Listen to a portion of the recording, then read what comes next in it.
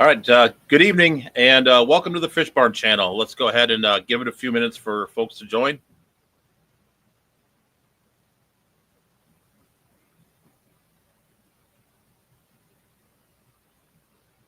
Let's see.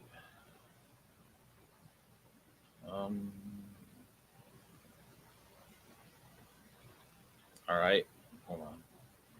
All right. So it says waiting here.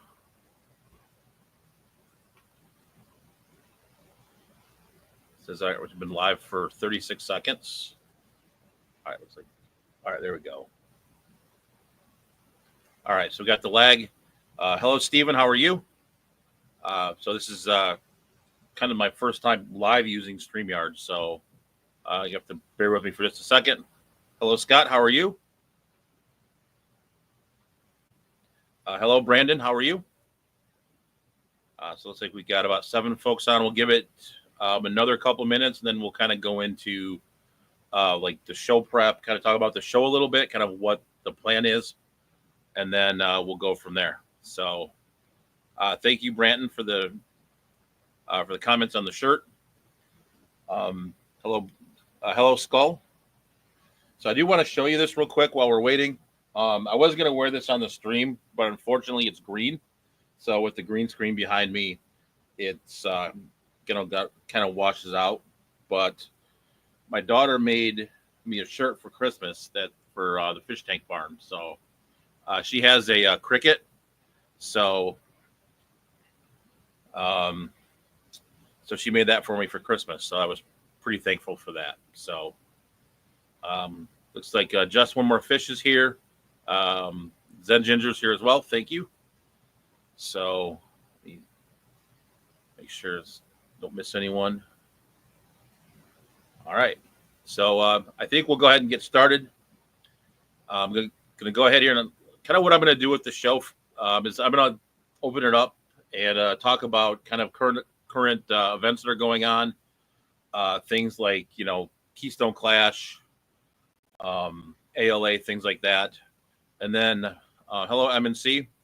And then also we're going to go through and, kind of do a fish of the week and then talk about a few other topics as well. But today's focus is really going to be on kind of what happened in 2024, talk about, and then my goals for 2025.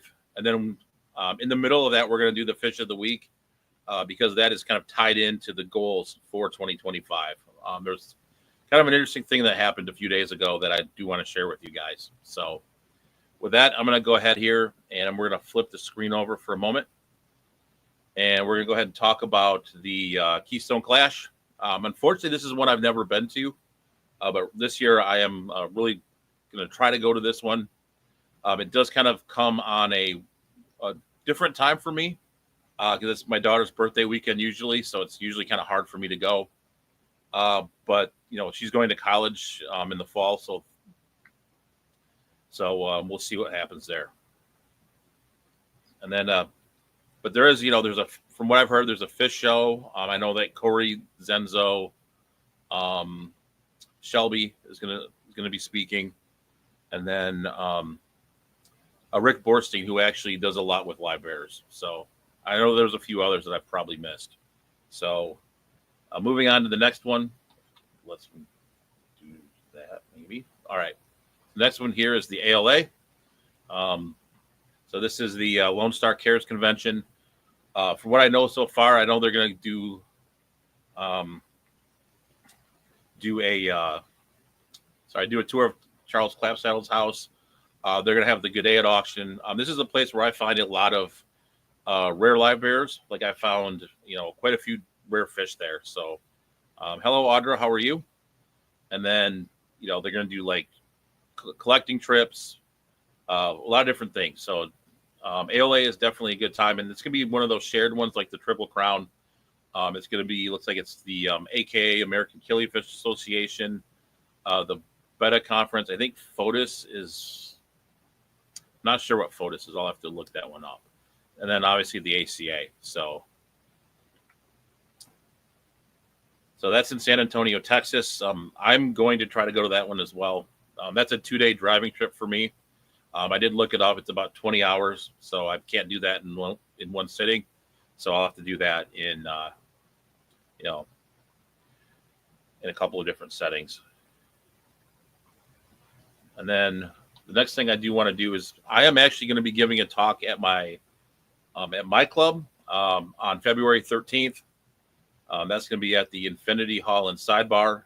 That's in Fraser, Michigan. It's going to be my Goodad talk, which basically it's a fish keeper's journey into Goodads and other rare live bears. So that talk basically is I go, thanks, Alison. Yeah, Federation of Texas Aquarium Societies. There you go. Okay, that's probably why I didn't know that one. So basically, it's going to be my Goodad talk that I've given in Medina, Ohio, as well as down in Florida to the Aquarium Club of Pasco County. So that's, if you're in the Metro Detroit area, definitely check that one out. And then the other one, the Motor City Aquarium Society on Thursday, is going to be doing the Fishy Bingo. And then the night after that, which is the sign that we have up here, this is the Southeast Michigan Aquarium Society, and they're doing their Fishy Bingo in Allen Park. So I am going to go ahead here, and I'm going to flip the screen for just a sec.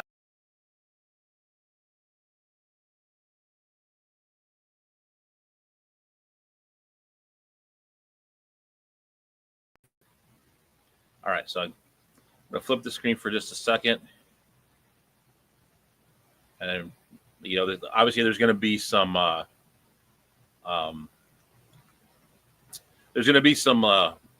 growing pains as I kind of learn to navigate StreamYard. I did practice a little bit over the weekend, but obviously there's going to be some growing pains as we do this live. So, yep, Fishy Bingo, Steven. So basically what it is the club will buy a bunch of bags of fish. From there, what they'll do is, you can buy a bingo. They give you a free bingo card. And then you can also purchase the bingo card, or you can bring in additional fish. And you can get up to 5 bingo cards. And then you just play bingo the various ways that you can play it. You can play it 4 corners, diagonal, normal way, fill your card up. So yeah. So the bingo, you actually win a bag of fish. So when you get a bingo, you actually do win a bag of fish. You go up and choose a bag of fish. So it is actual Fishy Bingo. The clubs normally do it once a year in January. So I'm going to go ahead here. I'm going to pop up the rest of. Hold on. Oh no, really messed this up.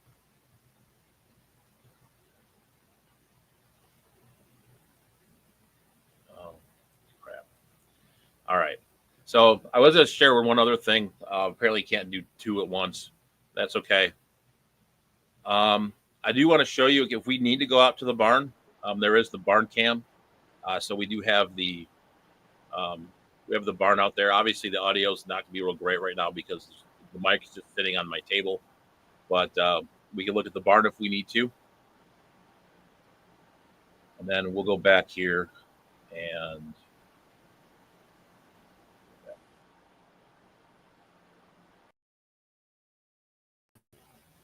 Yeah, so like I said, I'm learning a little bit with StreamYard and how to navigate. So we'll go back here and share my screen again, and we'll go to. All right, figured it out. All right, so the other events I want to go through, I know this is kind of taking a little bit of a long time, but there's a bunch of events here. I'm going to go quickly through them. In Northern Alabama here, Quad Cities Fish Swap, which is one I want to get to someday in Davenport, Iowa. Supposedly the largest swap in the country. So Utah Fancy Guppy Keepers. If you're in the saltwater, there's a frag swap in Cincinnati. But this is all on aquariumevents.com. So that's, if you want to see, look for club events and things like that, that might not be on YouTube. I would go ahead and, check those out. We go through here. One kind of local to me is Grand Valley Aquarium Club. They have their swap on January 18th. Um, that's a good place if you're kind of close to Grand Rapids to find live bears. One in Connecticut and Danbury. GCCA, which is one I've been to before, is definitely a very nice swap. Pretty big, lots of tables. So, and then we just go through here real quick. Space Coast, Tampa Bay, Silicon Valley, Southern Wisconsin, Columbus, Ohio, and Minnesota Aquarium Society. So I don't want to spend a whole lot of time on that, but I do want to kind of make you guys aware of some club events in your area, kind of promote the clubs a little bit, and go from there. So with that, we're going to go ahead and I will put it back on. We'll start talking a little bit now about 2024. I think you guys may have noticed I've probably been a little bit more active than I've been in the last couple of years. A lot of that has to do with kind of the next thing we're going to talk about with 2024 and kind of all the things that happened. So we'll get to that here.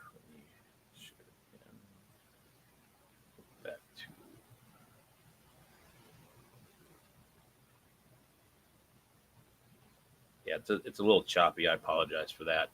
So I think one of the big things that happened in 2024 was I think you guys remember Chelsea, if you were a veteran of the streams of the past. She's kind of all grown up now and just completed her senior year of volleyball. So that kind of has led me to more time. That ended kind of in the beginning of November. And then we can go from there. And, she's going to go on to college in the fall. So, finished up volleyball. The one picture is from senior night. And then there's just a couple action shots of her, playing middle blocker. She's number 5 here in the middle. And it was a lot of fun. Maybe at some point we can do, we'll do, we can talk about club sports if you want. That's an interesting, it's an interesting micro world, right? The world, we all kind of go about our day-to-day lives where there's little micro worlds, like you have like the fish micro world, right? The freshwater fish keeping micro world that, people, but there's a whole nother, like this volleyball micro world. It has its own kind of personalities and people and, things like that. So yeah, Peplin said that while the girls, yes, she is as tall as I am. She's 5'10". You can see the net. I think the net's 9 feet something. So yeah, you can see that she's up to her elbows over the net in that third shot. So, I will say that, that was probably one of the things I've enjoyed, the most over the past few years is sitting and watching her play. And, that's something that I'll actually probably miss forever is being able to watch her play. So that was something that I really, like I said, really, really enjoyed. So sad that it's over, but, when we started, I kind of knew that was the deal. Just because I played sports in high school. I know kind of that day comes when, when it doesn't, but fortunately you hit 25 points, the scoreboard hit the time hit 0 on the scoreboard. And unfortunately that's kind of it. So, but that's kind of where I've been. That kind of took up a lot of my time. I kind of spent my time with volleyball, kind of learning about volleyball because I didn't want to be the parent that didn't know the rules. So, once it kind of got serious, I really kind of took an interest in kind of learning the sport. And it's a really fun sport to watch. So if you like sports, maybe check out a volleyball game at some point. But we'll get it back here to fish here in a minute. The other thing I kind of did this summer, I did take up golf as well. I did play golf in high school, kind of played until the kids were born. And then from there, kind of didn't really do much after that. So, I had kids and kind of left it behind. But this summer, decided to get back on the golf course. Really did quite well, actually. I was a little surprised. I kind of went out to the driving range kind of in the middle of the summer, and I was like, hey, can I still do this? And yeah, so kind of by the end of the fall, I kind of got back to what I shot like 10, 15 years ago. So definitely really enjoyed it. So, um, so that's kind of all the like the personal stuff, but I did want to kind of share kind of what's been going on with me a little bit. I'll flop the screen back real quick to me, and then we'll talk about kind of like the fish stuff, which was actually surprisingly was more than I expected for this year. This year, I kind of going into it, I thought was going to be kind of quiet, but then, all of a sudden, kind of at the beginning of the year last year, I got a call from the Medina County Aquarium Society, and they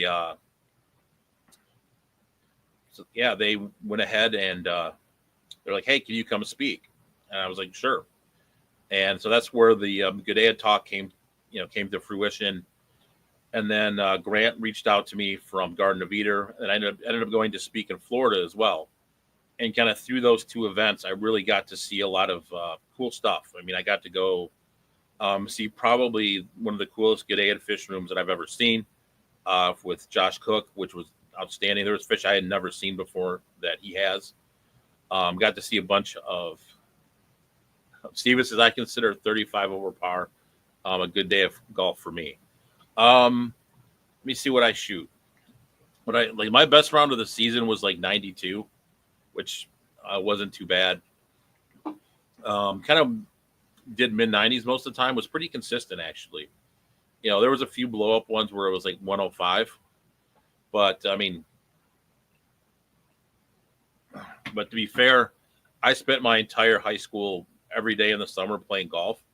It was kind of a nice deal. There was a course in my little hometown I grew up in, and I got to play golf every day for like $50 a summer. So I spent a lot of time there. Look at some of the other comments here real quick before we scroll on here. Zen Ginger played volleyball and tennis in high school. Really wish I did either. I'm considering going old lady and taking a pickleball. So a lot of people do that. Volleyball is an extremely fun sport to watch, and I think Audra said that earlier too. So then I kind of got into the social media of volleyball a little bit, kind of on like TikTok more than like YouTube, and that's a whole nother interesting world. There was a guy who would like mic himself up, and you could hear him yell at the refs and stuff. It was kind of fun. So, so let me get back down here again. Yeah, actually, it's funny. Zen Ginger, you brought that up. I consider 10 over par too much, but then again, I play putt. There's actually a guy on TikTok that I watch quite a bit. He and all of his friends get together and they play mini golf tournaments. So it was kind of interesting to watch that. They film it and he voices it over and everything. So it's a lot of fun there.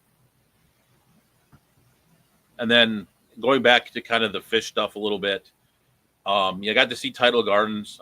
There was a video out on the channel with Tidal Gardens, and that was a very cool place to see. I know there's not a lot of saltwater anymore on the channel, but I really enjoyed seeing Tidal Gardens. That was an amazing facility. So if you're ever in, Medina, Ohio area, you can get in there. That's a pretty outstanding place. And then got to see a couple of fish stores in that area as well. Tried Canes for the first time because there wasn't a Canes in Michigan at the time. They're actually expanding into Michigan, so hopefully, I'll get some chicken tenders here soon from Canes because one of my daughters really likes it. So,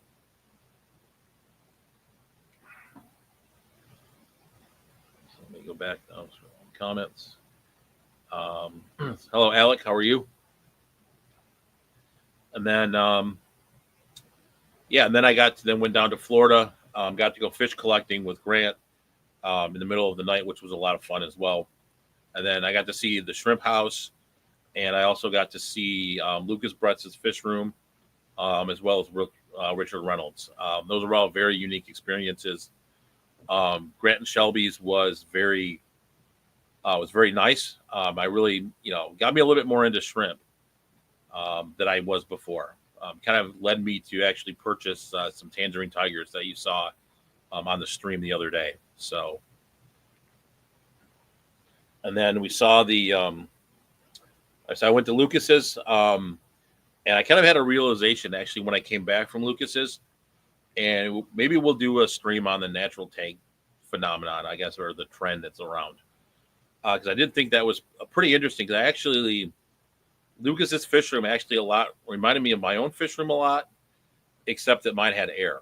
So I thought that was when I came back to my own fish room, I'm like, wait a minute, I never really thought of myself as being like Lucas. But then I went there, I saw it, we filmed it, did all the ponds and everything. And I came home and I'm like, wait a minute. I'm like, this is, and I went in my own fish room and I'm like, oh, it's kind of the same.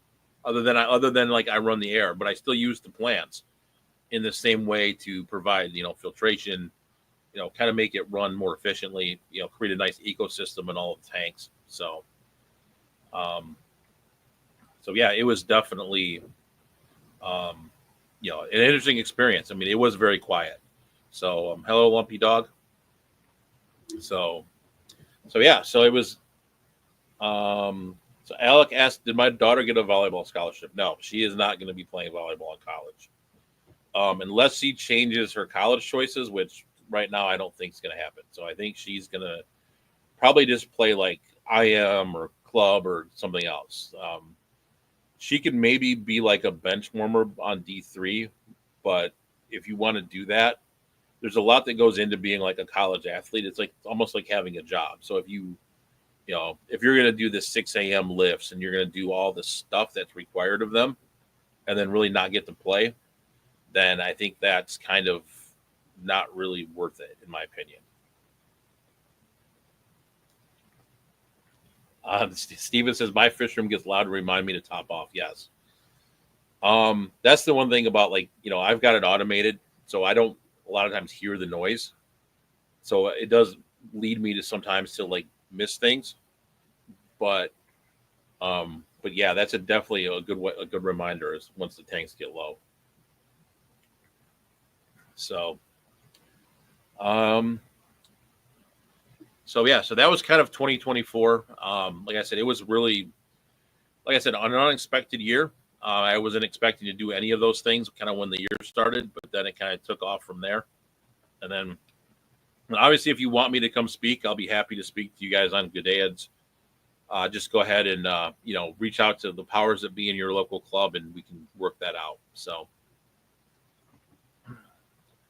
I do want to kind of move onwards, though, to kind of talk about 2025 a little bit. And we can talk kind of about goals and talk about things like that. So let me.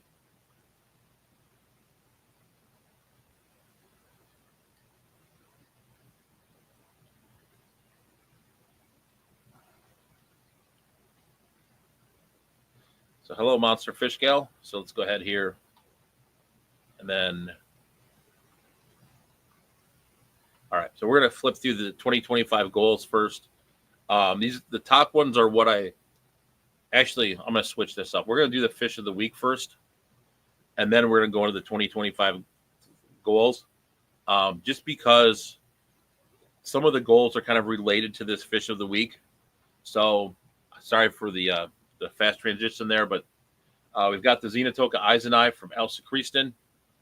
This photo is a male from Compostela, but this is a fish. We saw it in the fish room tour the other day, but this is, dates back to 1955 from this Elsa Christen location. And it was, saved by a guy named Jim Langhammer, who's actually hailed kind of from Metro Detroit. He was the curator from the Belle Isle Aquarium. And he probably got his fish from Robert Rush Miller, who was the ichthyologist at the University of Michigan.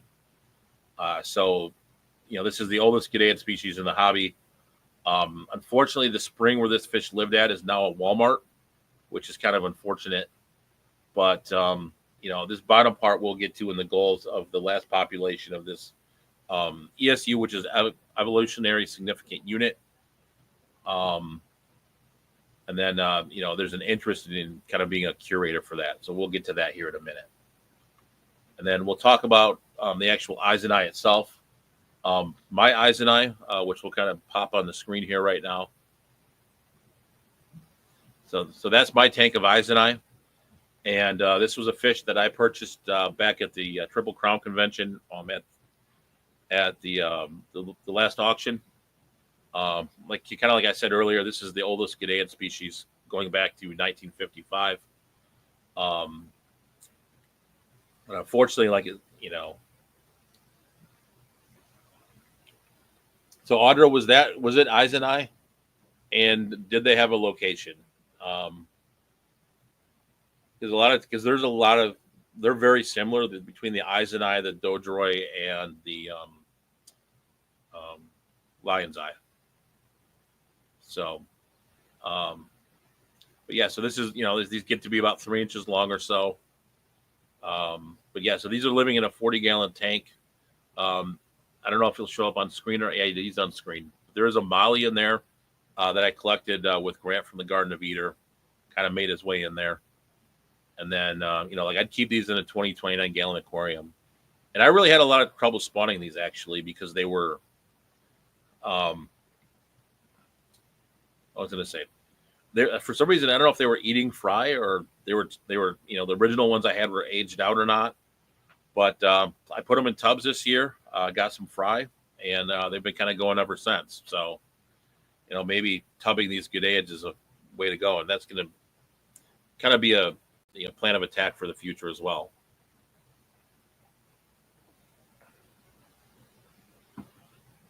So Ed says you can't register with CARES without the ESU. Yep. That's true. I think you can register with the ALA species maintenance program. I know there's a few that I don't have ESUs on, but I did register them with the I think it's called the SNAP program from the American Livebearer Association. But yeah, I've done that, but I've not done the CARES. Like I probably should, but I just haven't. But yeah, the rest of this tank is it's got some guppy grass in it. There's a little. Someone gave me some free, gave me a 10-gallon tank with this airplane in it, so I just threw it in there. Kind of did that. But yeah, they've actually started breeding indoors now as well, which is kind of nice as well. So that's the fish of the week. If you can get one with a location, I would highly encourage you to do that. With the ESUs and everything else, and then from there I would just try to breed them. And if it's not this fish, if it's another CARES type fish, if you can dedicate one tank, I would highly recommend doing that. So. Yeah, Ed is exactly right. With Audra, I would not trust them as Eiseneye without a location. That's 100% true because a lot of them are either Dodroy or Lion's Eye, and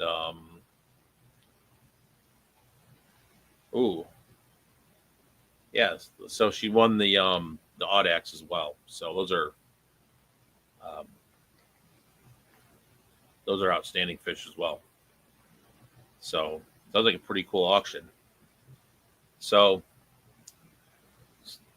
kind of now that we talked about the fish of the week, I do want to jump into the goals a little bit.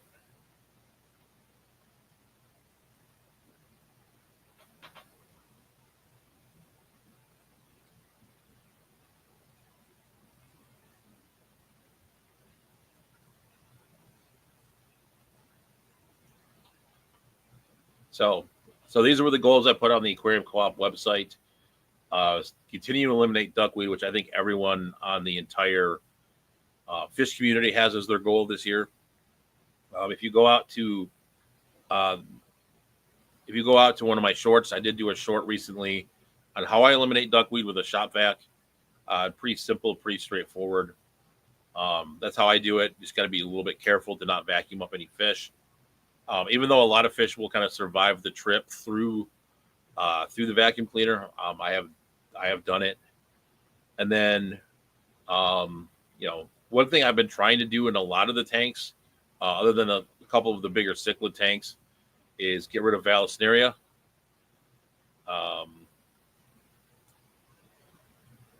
And I've done that for the most part. There's a couple of the big tanks that have that have they have Vallisneria in it, and then from there, I'm just gonna let it kind of grow in the bigger tanks with like a lot of the cichlids and stuff like that I have. They seem to not mess with it, so I'll put it in there. I mean, I've sold a lot of it at the club, but I just don't like how it invades the tank. So I'm gonna kind of convert more of those tanks to crypts and some other plants. Breed the Gadaeid species that I've not bred yet, which there's quite a few of them that I haven't bred yet, actually. I've done a lot of the quote unquote easier ones, like, like the Dodroi, which I have a ton of Dodroi right now. But there's some like the Black Prince, which is the El Toboso that Audra is talking about. I've not bred those. I've gotten like a random fry occasionally. So I've kind of struggled with that a little bit. Steven's throwing out guppy grass, which, yeah, if you're not breeding fish, I would highly recommend that as well. So, but guppy grass has a strategic purpose for me. So, and then kind of with breeding those Gadaeids, one of the other things is to strategically add the Gadaeid species that have not bred yet into summer tubs, because that seems to have worked for at least the Xenotocas that I was struggling with. So I'm going to go ahead and do that for some of the other Gadaeids that I was struggling with. So we're going to throw them in the summer tubs.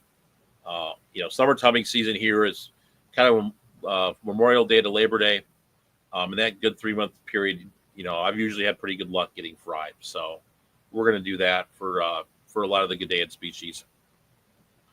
So I think this is part of number 4. Participate more in online aquarium forums and YouTube.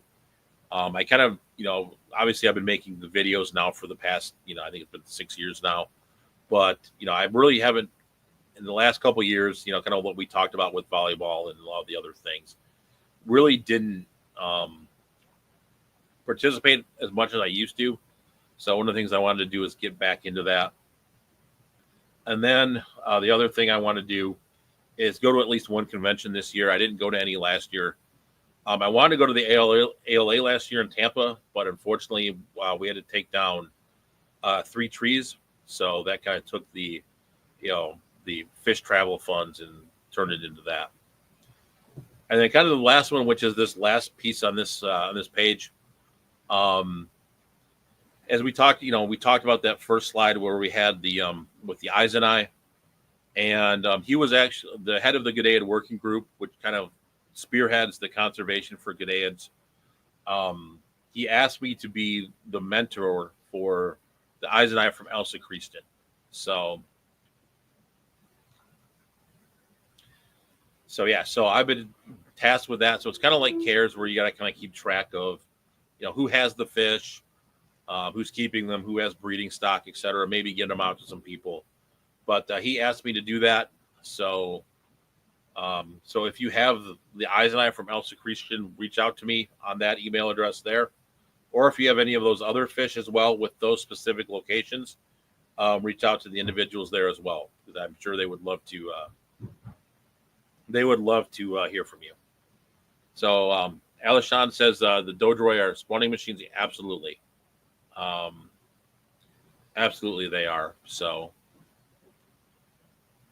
that's that. I know that Fish Family talked about memberships. So we can. I do want to talk for a second about the memberships and kind of what I'm going to do for that. So right now, what I was thinking about doing is, today I did put out a random members video.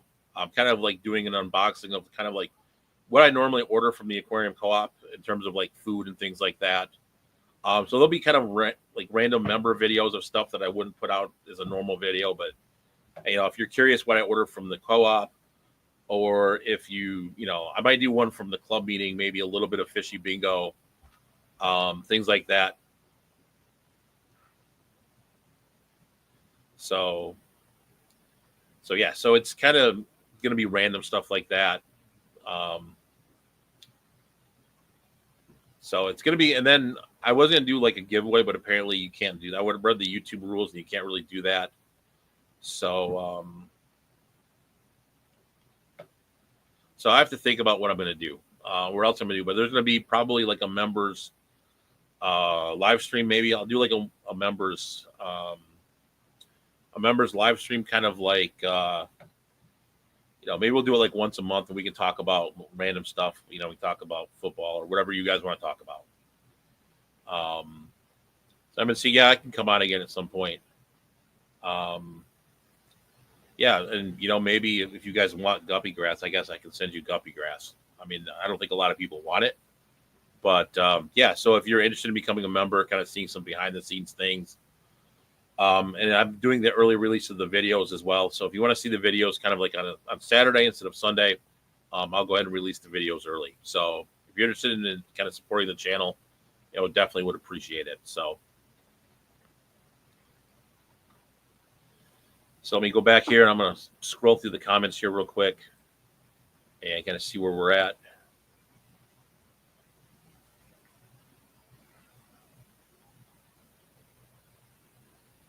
So Steven said his club is in Hammond, which is roughly an hour away. They don't even ever meet anymore, and it's all on Facebook. That's kind of an interesting. Yeah, so fish clubs here are actually, there's quite a few. And then there's actually specialized clubs as well. You've got the club I'm part of, which is Motor City Aquarium Society. You do have kind of like south part of Detroit called Downriver. You do have the Southeast Michigan Aquarium Society, and then you also have the Greater Detroit Aquarium Society, which is kind of in the same area that we are, just a different club. Right now, it's a little smaller. And then you do have specialized clubs in Metro Detroit as well. You've got Michigan Killifish, and then you also have Michigan Guppy as well. So there's like 5 different clubs around here. And there used to be a cichlid club too, but that kind of fizzled out. So, and then you go to the west side of the state, and you have even more. You have Grand Valley in Grand Rapids area. You've got Southwest Michigan, which is Kalamazoo, and then you've got Michiana, which is a little bit further west, which kind of includes part of Indiana as well. So definitely, there's a lot of fish club activity around here, which is kind of good for Michigan. I know not everyone has that, so we're definitely pretty lucky to have that. So Peplin, and I saw that he was getting married. Let me go through and see what else we've got.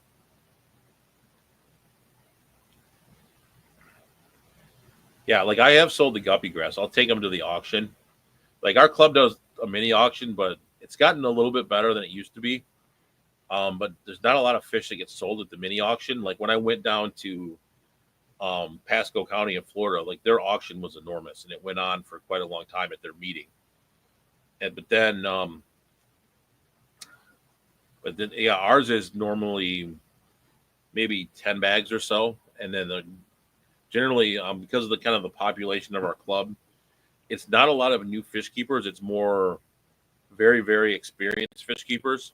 So there's really not a lot of people wanting to buy stuff because they kind of have what they have. They're kind of stuck in their ways, have their fish, have their plants, and they really don't. There's not a lot of sales going on really. Like I auctioneer for it, and a lot of times it's like a bag of plants is like $5 a bag, unless it's something kind of unique. So hopefully at some point that will pick up, and maybe that will get a little bit better. But I have sold guppy grass. I'll put it in a big bag and I'll throw it because we do plants on something called the buy it now table, just so it doesn't clog up the auction. And we're not there till like 3:00 in the morning. But yeah, so I'll put the plants on I'll put a big bag of plants of guppy grass, and I'll sell it for $10. And I'll usually get that for it. So something I'm pretty, it's a good way to get rid of it.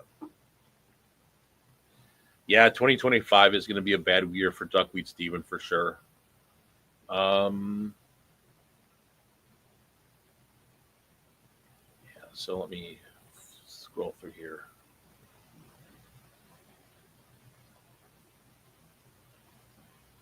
Yeah, so Steven says, I'm a sucker for a weird plant that I've never seen, I've never had. I'm like that with fish. I'll come across some fish that I've not seen before. I'm like, oh, if I have a tank that will fit it, I'll pull up my phone, research it, and a lot of times they'll buy it. So I'm the same way. Um, so I mean that's a bummer though the club doesn't meet because I think there's an element of like the in person part of the club that's definitely pretty good. So I that's unfortunate. Like I said, I mean a lot of areas don't have the fish clubs that this area has, and they've been around for quite a long time. Our club's been around since like the late 1960s. I think it was 1967 or maybe 1969. I know Greater Detroit was started in the 1950s, and then the Southeast Michigan one's new. It was only started in 2022, but um, but yeah, so that but I don't know how old the Guppy Club is or the Killifish, but I think they've been around for quite a long time. So there's definitely a good club scene here, and I know there's other areas of the country too that kind of have a good club scene as well. So if you have that, be thankful. And then starting a club, and I'm on the board of our club, and it's a lot of work. So definitely be thankful to the volunteers that do that as well. Let me see.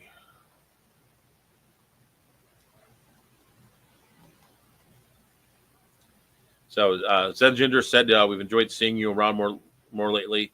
The more knowledgeable people around, the better. Thank you very much for that.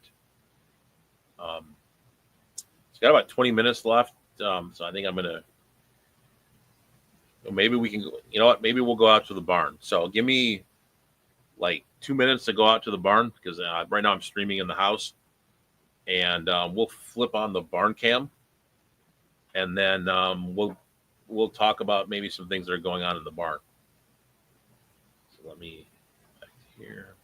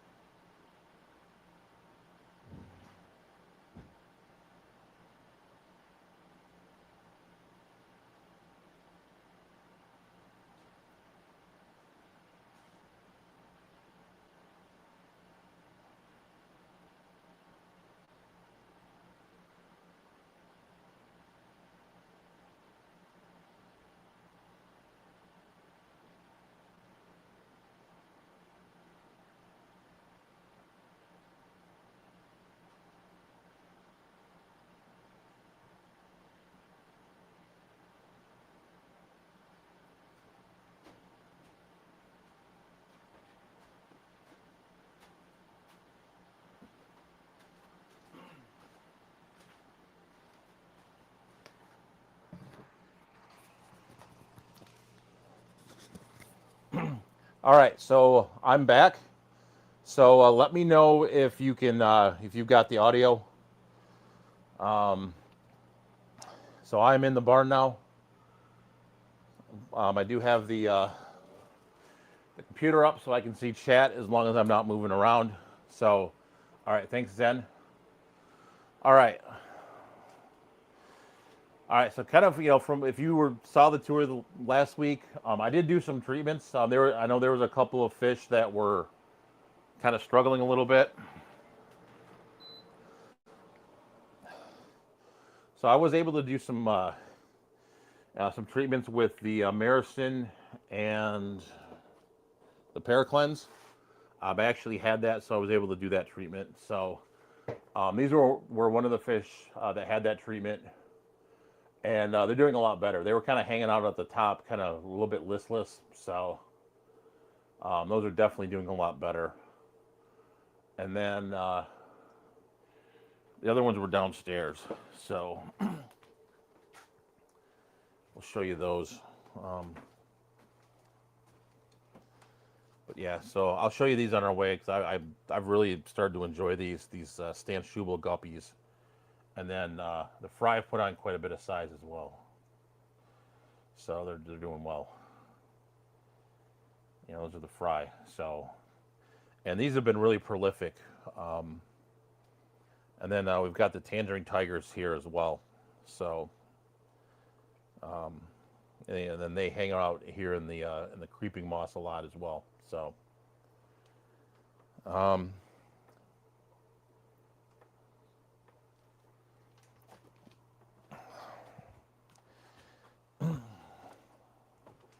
one thing we didn't talk about last time when we went through the tour was the fry rack. So I'll show you that real quick. There's only one group of fry in there right now, but these are the Vienna guppies. And for whatever reason, these took me forever to spawn as well. But got a few fry from those right after tubbing season.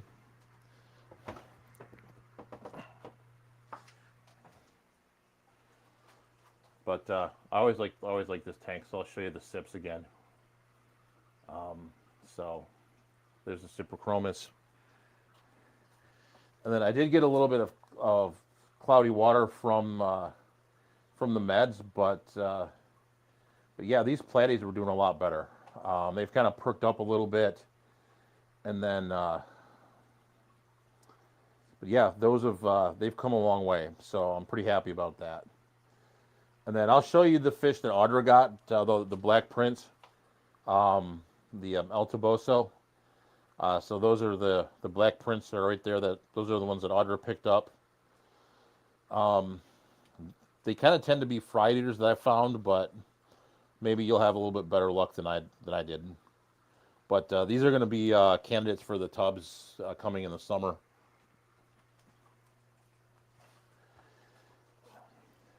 And these are out now as well, more than they were last time. These Xenotoca melanosoma. They kind of like to hide out a lot. You can see some over there. But that's another one I'm going to probably put in tubs as well. I got a spawn from them in the beginning, and then they kind of stopped for me. They either stopped or they started eating fry. And then one that wasn't out last time, if you missed the full barn tour,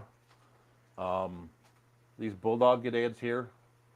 I know I have them with the Iliodon whitei, which is probably not the ideal state by any means, but there's 3 of those guys in there, and those can get up to a foot long. So I may be moving their tank here pretty soon. What else I want to show you down here? Oh, I did run into an issue, which I think is causing some problems. Is that this auto water change system right here?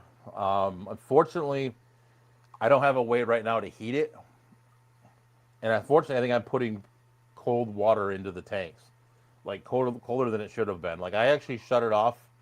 Normally, what it does is it goes twice a day. Twice for the upstairs, twice for the downstairs. And yeah, it kind of, how do I want to say it? It's kind of gotten cold because I put in a new heater in here today, and the water right now, I put it in at about 4 o'clock, and it's only 60 degrees. So I need to do something a little different with the auto water change system in terms of temperature. I think I've been kind of throwing in cold water into their tanks, which I don't think they're thrilled about, like too cold water.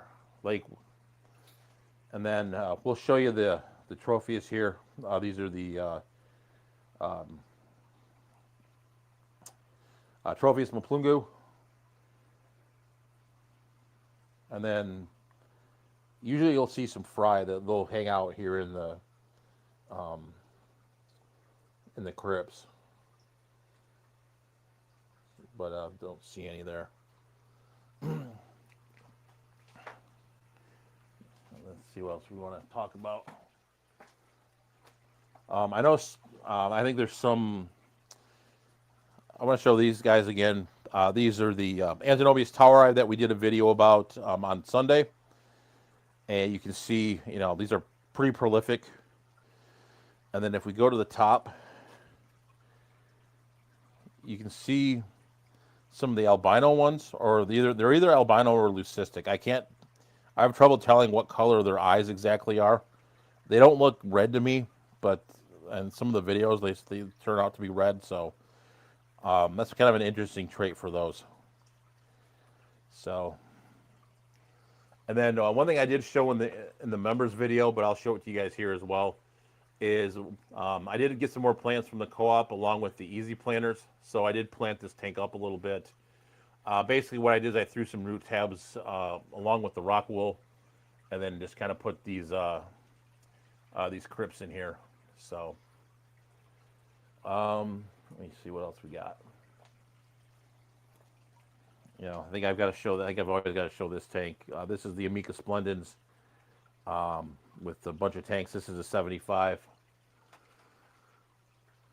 And we'll see if the flash pluck goes out.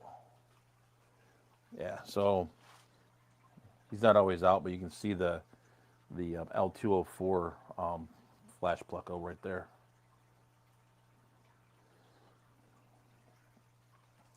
And we got the Trout Goodeids as well. This tank I just recently redid the plants in here, so got these large crypts in here, and hopefully they'll kind of start sprouting out here pretty soon. Let me see. We'll see if there's any more fry with the multifasciatus as well. I know that little one in the back is, but I've not seen any more recently. This is the other SIP tank. This is the SIP and Pibway Blue Neons. And, the male's actually out right now, so he isn't colored up as well as the Blue Flash, which I kind of showed you here in the beginning. But let's head back to kind of home base here upstairs, and we'll go through the chat real quick. You got the Nicole's eye as well. This is normally kind of the time I feed them, so they're all kind of out and about since they know it's time for me to feed them. And then one of the things that I know Audra was talking about, no location. This is the other group of Eiseni that I have here, and these are from Rio Compostela. So it's definitely pretty important to keep your locations on those fish, especially those Xenotocas, because I'll go show you the other two right now, which are the Dodroi and the Lion's Eye.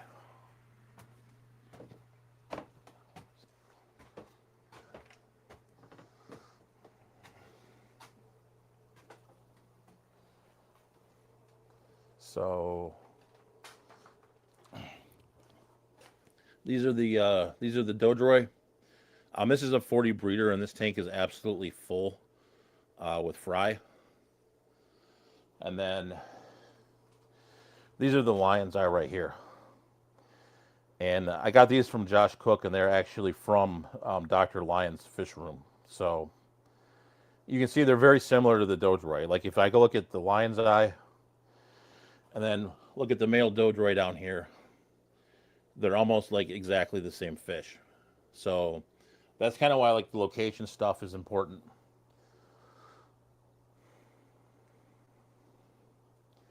And then I'll show you this fish too. This is the Chapeleuthis pardalis, but this is the move the bucket out of the way. But this is the location from the Balneario, which is basically like a bath. Like they took it they took like their habitat and made it into like a swimming area. So I started out with like a trio of these, and you can see these have kind of really kind of taken off as well. You can see the little fry up in here. So it's another one that's kind of rare and one that I'm pretty happy to have. Then you got the rainbow fish here and the Limia Peruge as well.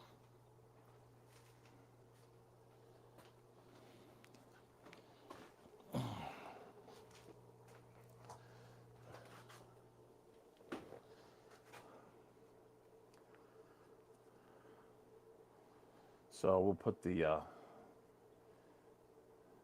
don't look at the plumbing. All right, so let me go ahead here. I'll flip through the chat real quick. See where we're at.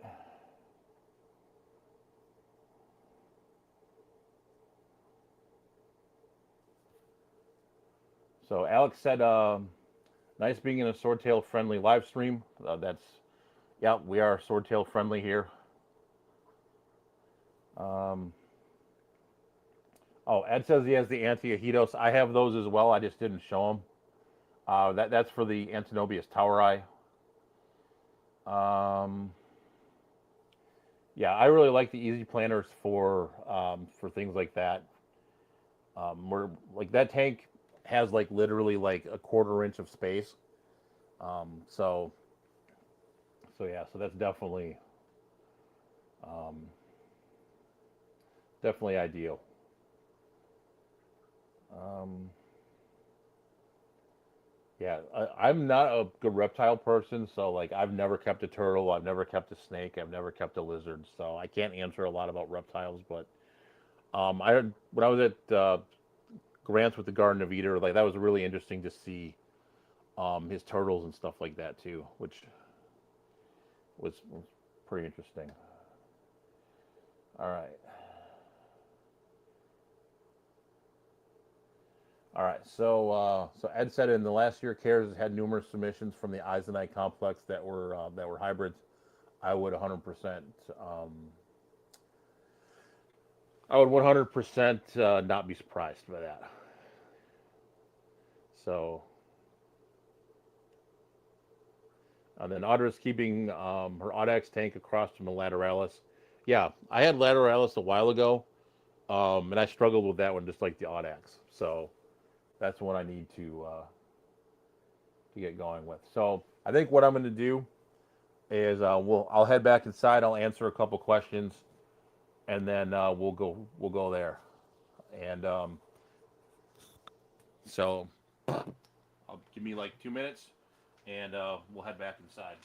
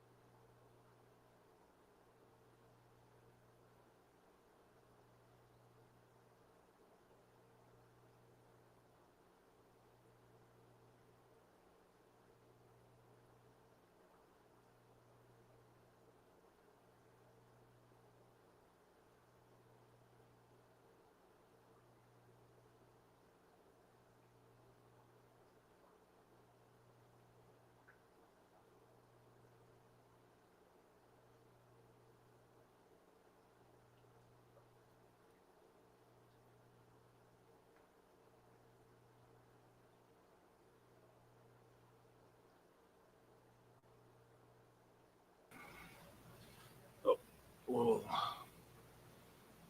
All right. So we're maybe there we go. All right, so we're back in action down back in the house now. So let's go ahead and go through some last minute questions here.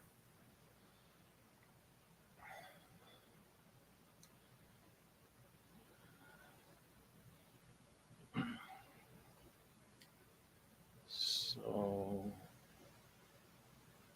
Yeah, so Ed was definitely right about, Otter's plan to not buying without location information.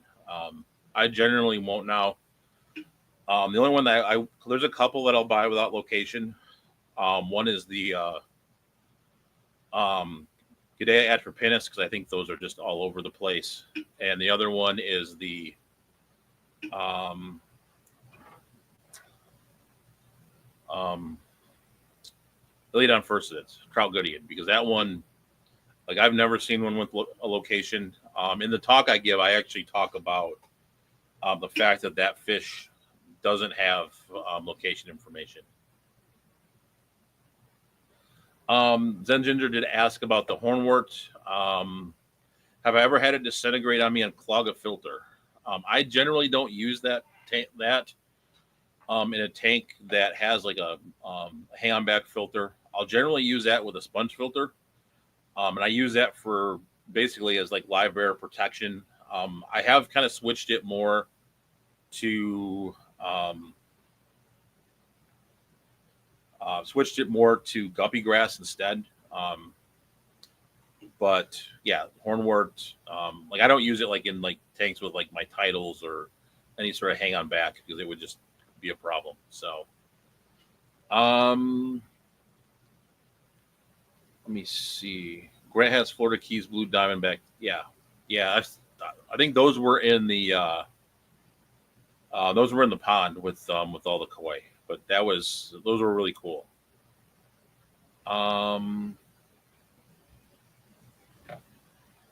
So Audrey says I do the same with 2 Limia species that I keep. Yeah, definitely Limias are another one. And then let me scroll down here. Yeah, his only species without the ESU is the Furcidens. I have some that I don't keep the ESU, but I could look up on the Gidea working group and find what the ESU is. I know some of them, the ESU is all the same. I bought them from reputable people mostly. So, like, I have a record of. Maybe we'll show that on the next stream next Tuesday. I'll go through that. I'll show you kind of how I keep track of all the fish in there and kind of where they come from and who I bought them from and things like that. It's not perfect, but it's not bad. So maybe I'll take you through the spreadsheet and I'll show you. I mean, it's going to be boring, but I'll show you how I manage that, and kind of talk to you maybe a little bit about some of the other things I do to kind of manage the fish room and kind of things I do to save money on the hobby as well. So I know it's 9:03. Yeah, last thing Zen says is she had to tear a Marineland canister apart. She was not aware of hornwort and didn't have a pre-filter. Yeah, I can see that, like getting in all the parts of the filter. I've had that happen a little bit with filter floss and like my titles. It'll get into the impellers and stuff, and then I've got to take it apart and clean it up and whatever. So yeah, I've had that happen with Vallisneria a little bit too. It'll get stuck on the especially with the titles on the skimmer, and it'll make this just kind of start making that god awful sound that it makes, and then you have to clean it up. So with that, I think we'll go ahead here, and I think we'll call it. Definitely thank you all for watching. Appreciate your time. We'll be back next week, 8:00. Sorry it was probably a little bit choppy from flipping through all the screens, but kind of as I get more used to StreamYard, I'll get a little bit better at that. So obviously it's been quite a long time since I've streamed, so probably a little bit rusty, but definitely, thank you guys all for watching again, and we'll be back next week, Tuesday at 8:00. So have a good evening, have a great week and weekend, and we'll see you next week.